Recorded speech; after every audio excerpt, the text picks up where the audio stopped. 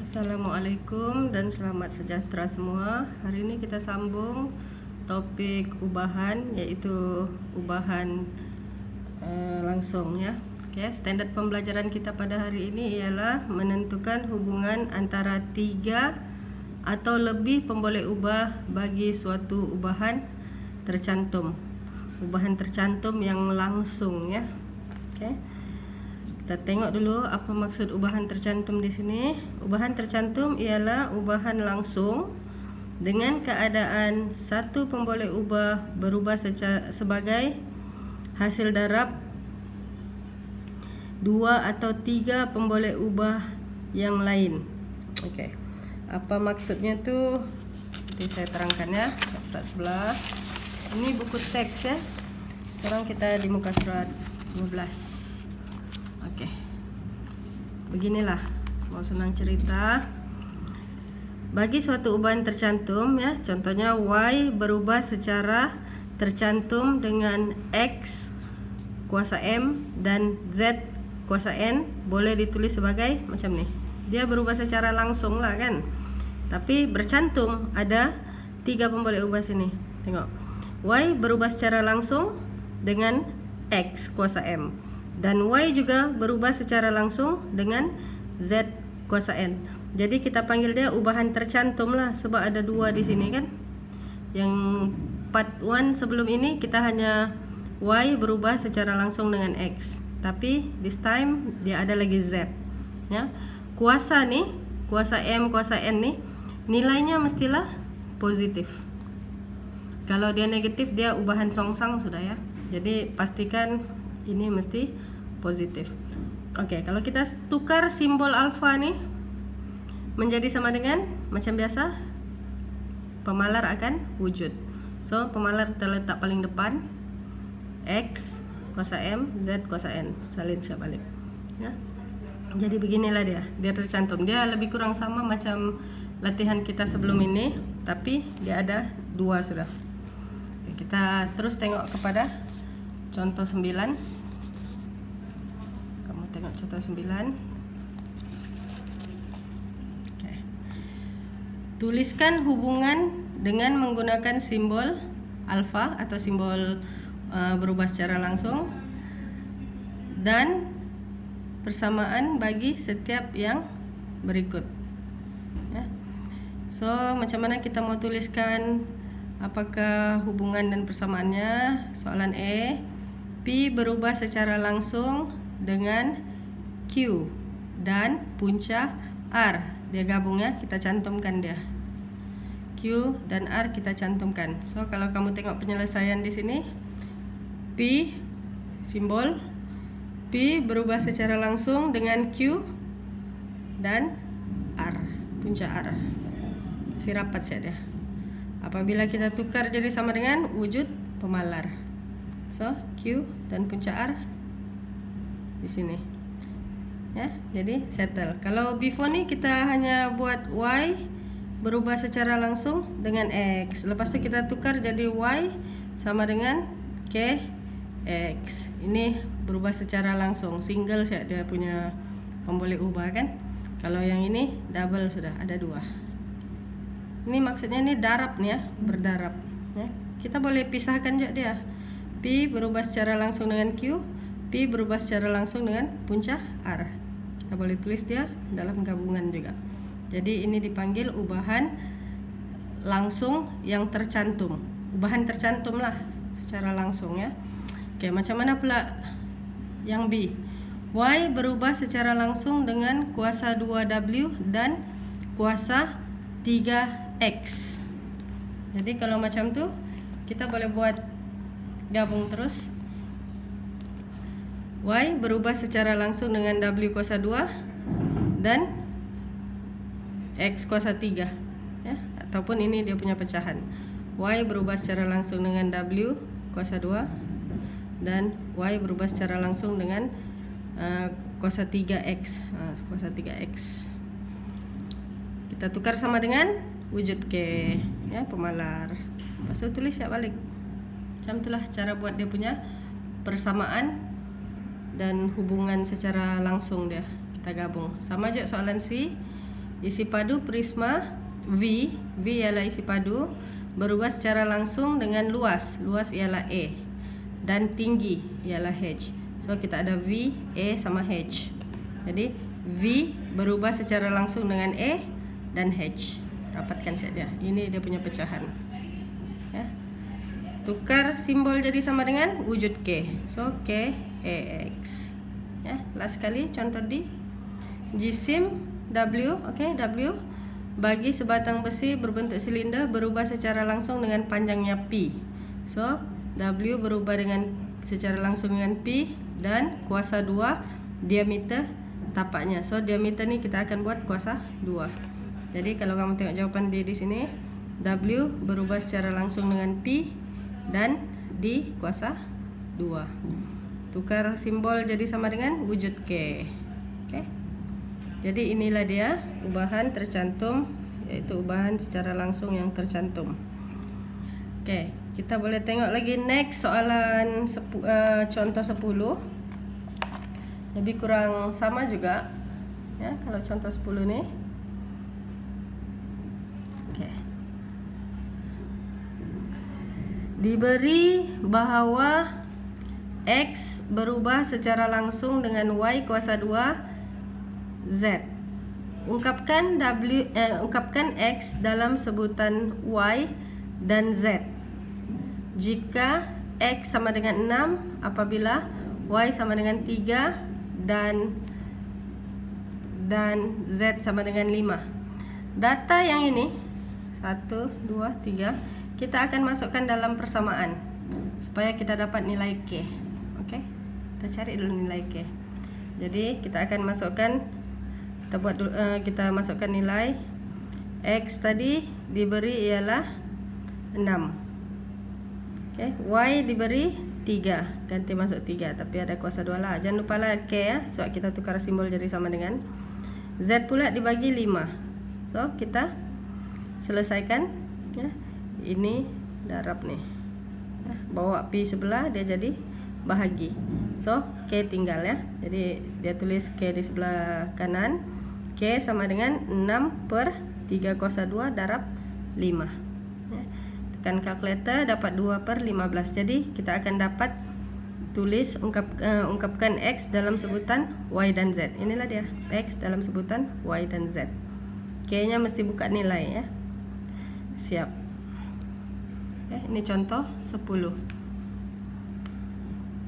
Oh sorry, tak nampak bawah tu kan.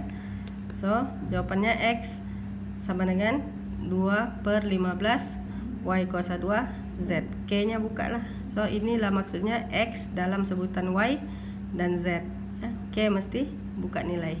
Kalau dia bilang dalam sebutan K, K tu pun tak payahlah buka nilai. Tapi sebab dia mau X dalam ungkapan Y dan Z. So YZ tak payah buka nilai.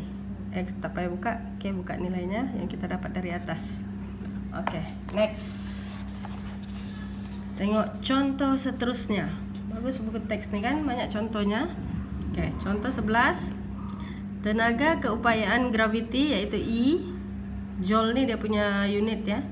Bagi suatu objek berubah secara langsung dengan jisimnya M. G ni dia punya formula. So kita akan ambil E dengan M. Dan dia punya pecutan graviti iaitu G. Ini ms-2 ni unit ya. Dan kedudukannya pada ketinggian H meter. Okay, so kita ada E, M, G dan H. Kita akan gabungkan dia ya nanti. Diberi bahawa E, E dia bagi, M dia bagi, G dia bagi, H dia bagi. Tulis satu persamaan yang menghubungkan E, M, G dan H. Persamaannya ialah E berubah secara langsung dengan M, dengan G, dengan H. So, 3 ni darab lah ni. Tukar simbol jadi sama dengan wujud K, iaitu pemalar. So, next kita akan masukkan nilai-nilai yang diberi. E diberi tadi 197, tulis. K kita tidak tahu, tulis balik K. M diberi 4, 4. G diberi 9.81. H diberi 5. Masukkan nilai. Ini semua kita akan bawa P sebelah. Apabila kita bawa pi sebelah, dia akan jadi bahagi. So dia tulis sini K di sebelah kanan, sebelah kiri, sorry. So 197 per bahagi yang ini kan, dapat nilai 1. Maka I ialah MGH, sama dengan MGH. K nya di sini 1 tidak ditulis lah, tapi kalau mau tulis pun boleh, tulislah 1. So I ialah 1 MGH. Ya, inilah dia ungkapan I dalam sebutan M, G dan H ya. Inilah dia hubungannya, persamaan dia. Dia mau persamaan kan? Oke. Yang unit-unit nih abaikan. Tidak payah tulis dalam pengiraan. Nanti confuse kan, kamu ingat huruf lagi apa, padahal unit. Ya, kita just ambil huruf-huruf yang dia bagi tuh supaya tidak keliru. Oke. Kita next contoh 12 lagi. Oke, kalau contoh 12, 3 kuantiti yaitu S, T dan U berubah seperti yang ditunjukkan dalam jadwal. Oke. Beginilah datanya. Ini data pertama, data kedua, data ketiga ya. Data pertama, kedua, data ketiga. Oke, diberi bahwa S berubah secara langsung dengan T dan punca kuasa 3U. So kita tulis dulu nih. S berubah secara langsung dengan T, S berubah secara langsung dengan T, dan punca kuasa 3U. Ini punca kuasa 3U. U ini kita kasih punca kuasa 3. So S berubah secara langsung dengan T dan punca kuasa 3U. Tukar simbol jadi sama dengan wujud K. Oke, so sekarang kita akan gantikan nilai pakai data pertama ya, S6, T0.8, U27 masuk dalam persamaan. S6 ini 6, T ialah 0.8, U ialah 27, punca 3 ya. Ini data nih berasal daripada data yang pertama tadi, sebab data pertamanya lengkap kan, jadi kita boleh cari nilai K. Jadi sekarang kita akan kira nilai K nya.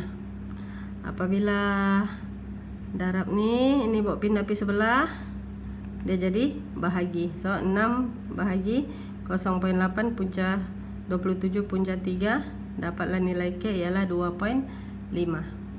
Maka persamaannya ialah S sama dengan 2.5 T U punca 3. Settle. Sampai sini step pertama settle. Tapi soalan minta hitung nilai X dan Y kan? Oke, kita ambil persamaan ini, kita gantikan nilai S. S nih X kan, sebab data kedua, kalau kamu tengok dalam jadwal, data kedua nih S tidak tahu nilainya. Ini yang perlu kita cari. Dia punya T 1.2, dia punya U 125. Kita ambil data tuh, masukkan nilai dalam sini. So S kita tidak tahu sebab dia X. Ini yang kita mau kira. 2.5 memang dalam persamaan 2.5 kita sudah dapat K kan. So yang ini T nya ialah 1.2 dan U nya ialah 125 punca 3. Selesaikan pakai kalkulator, dapat 15. So kita telah menjawab soalan hitung nilai X. Oke, Y lagi. Y kita akan pakai data yang ketiga. Ganti nilai S 50, ganti T 40 dan U nya kita tulis sebagai Y. Oke.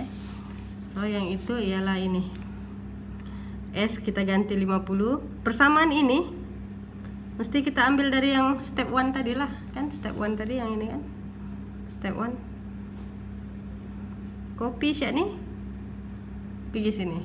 So kita ganti S 50, K nya 2.5, T 40 dan U tidak tahu, U ialah Y punca 3. So apa yang kita buat? Pindah nih, pergi sebelah jadi bahagi. Oke.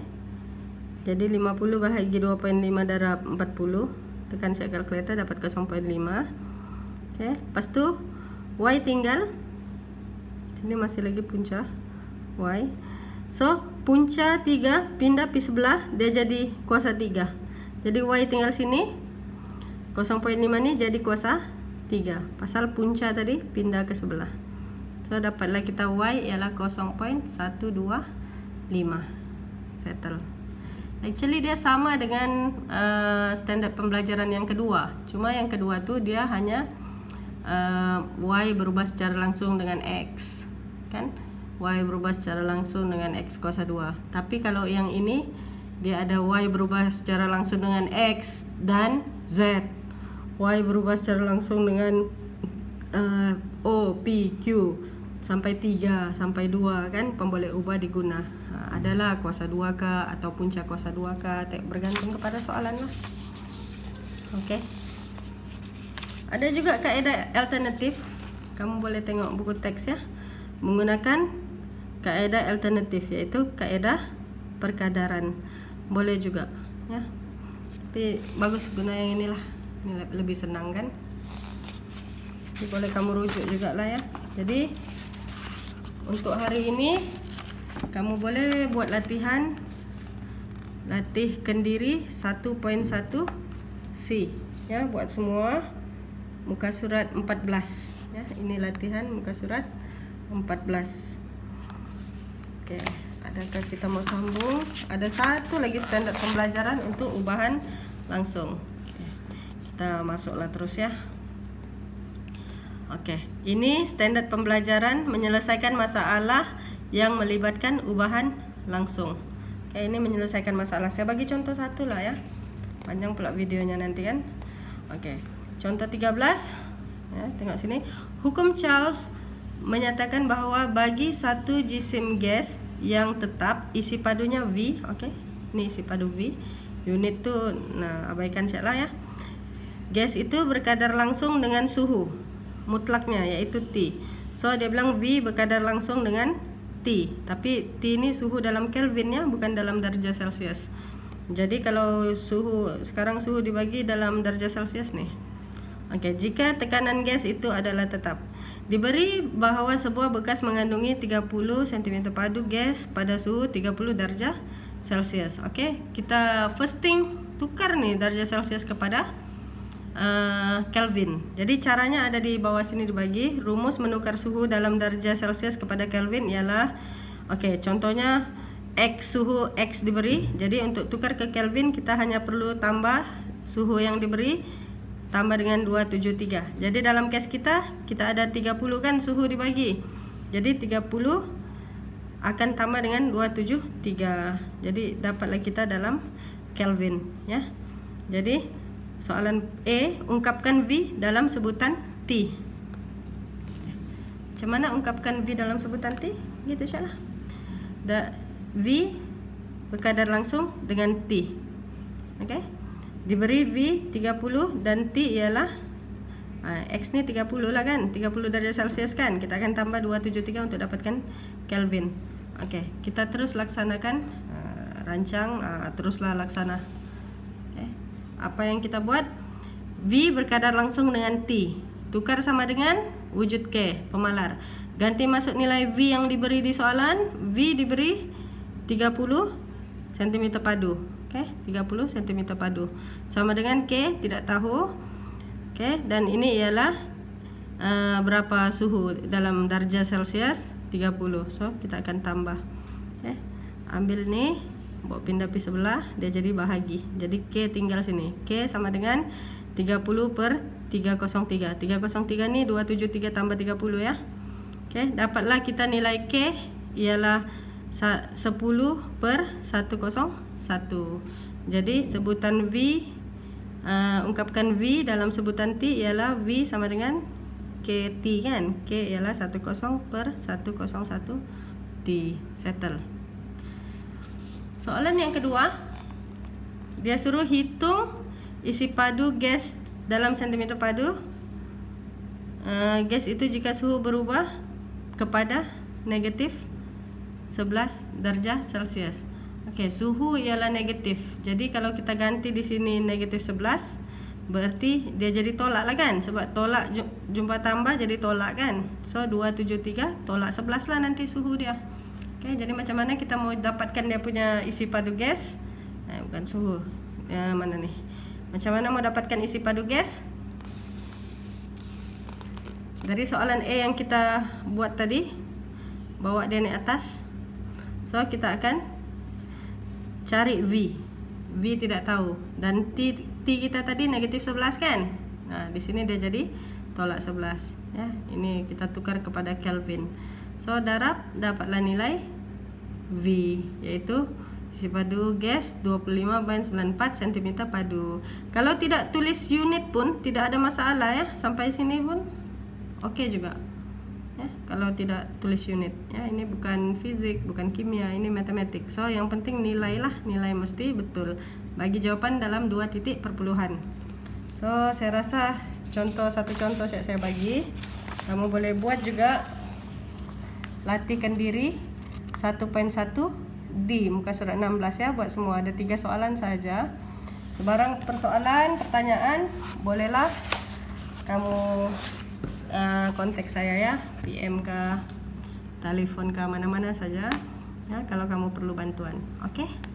Terima kasih. Bye.